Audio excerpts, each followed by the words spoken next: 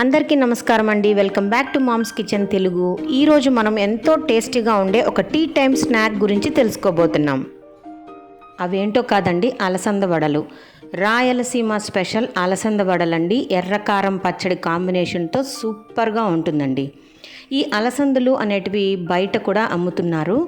ఇవి పొట్టుతో సహా ఉంటే చాలా టేస్టీగా ఉంటుందండి. వీటిని కనీసం మనం 6 గంటల పాటు సోక్ చేసి పెట్టుకోవాలి.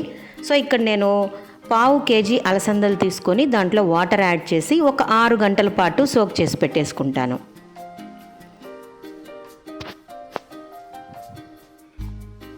ఇలా నానపెట్టిన అలసందల్ని 1-2 సార్లు బాగా వాష్ చేసి నీళ్ళంతా వంపేయాలి. ఎందుకంటే వీటిలో చిన్న రాళ్ళు మట్టి ఉంటుందన్నమాట. కాబట్టి ఈ వాటర్ అంతా కూడా డ్రైన్ చేశాక బాగా కాసేపు ఫ్యాన్ గాలికి ఆరనివ్వాలి. ఎందుకంటే అలసందలు బాగా వాటర్ పీల్చుకుంటాయన్నమాట. మనం మిక్సీలో వేసినప్పుడు మెత్తగా అయిపోతాయి. ఇంకొక సజెషన్ అండి, అలసంద వడపప్పుని మనం మిక్సీలో వేసినప్పుడు వాటర్ అస్సలు యాడ్ చేయకూడదండి.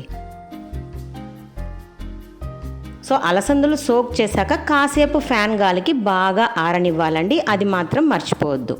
ఇప్పుడు కొద్దిగా నానిన అలసంద పప్పుల్ని మిక్సీ జార్లో తీసుకోవాలి. వీటికి ఏమేమి యాడ్ చేయాలో నేను చూపిస్తాను, బాగా వాచ్ చేయండి.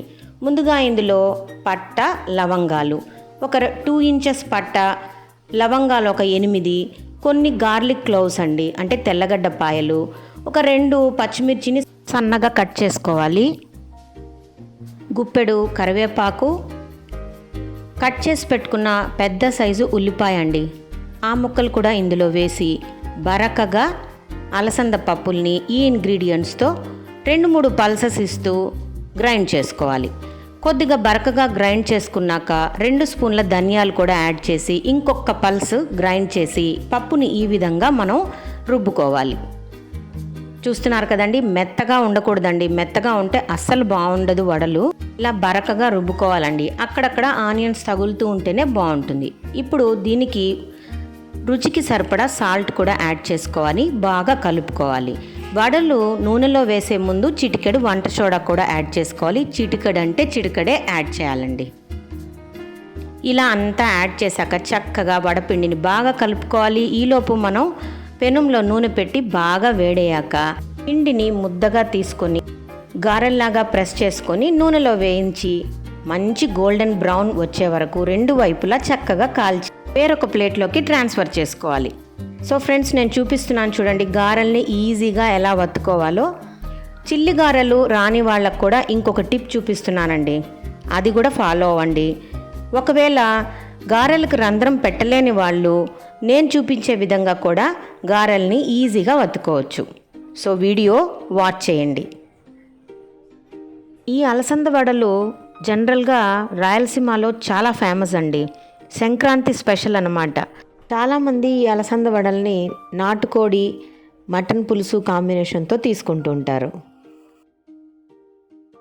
వెజిటేరియన్స్ అయితే మంచి ఎర్రకారం పచ్చడి, వేరుశెనగ గింజల పచ్చడితో కూడా చాలా బాగుంటుందండి. సో తప్పకుండా ట్రై చేయండి. గారెలు ఒక్కొక్కసారి కొంతమందికి సరిగా రావండి. అలాంటి వాళ్ళు ఎలా తట్టుకోవాలో కూడా నేను ఆ గారెల్ని ఎలా ప్రెస్ చేయాలో చూపిస్తున్నాను చూడండి. చక్కగా ఇలా అరిసెల్లాగా వత్తుకొని నూనెలో డ్రాప్ చేసుకుంటే చాలు, అలసంద వడలు అవే చక్కగా వచ్చేస్తాయి. అంతేనండి. 2 వైపులా గోల్డెన్ బ్రౌన్ వచ్చాక నీట్గా కాల్చుకున్నాక వేరొక ప్లేట్లోకి సపరేట్ చేసుకొని దీంతో కాంబినేషన్గా మనకు నాన్ వెజిటేరియన్స్ అయితే నాటుకోడి పులుసు, మటన్ పులుసుతో తినొచ్చు. వెజిటేరియన్స్ అయితే మంచి ఎర్రకారం పచ్చడి కాంబినేషన్తో తింటే చాలా టేస్టీగా ఉంటుంది.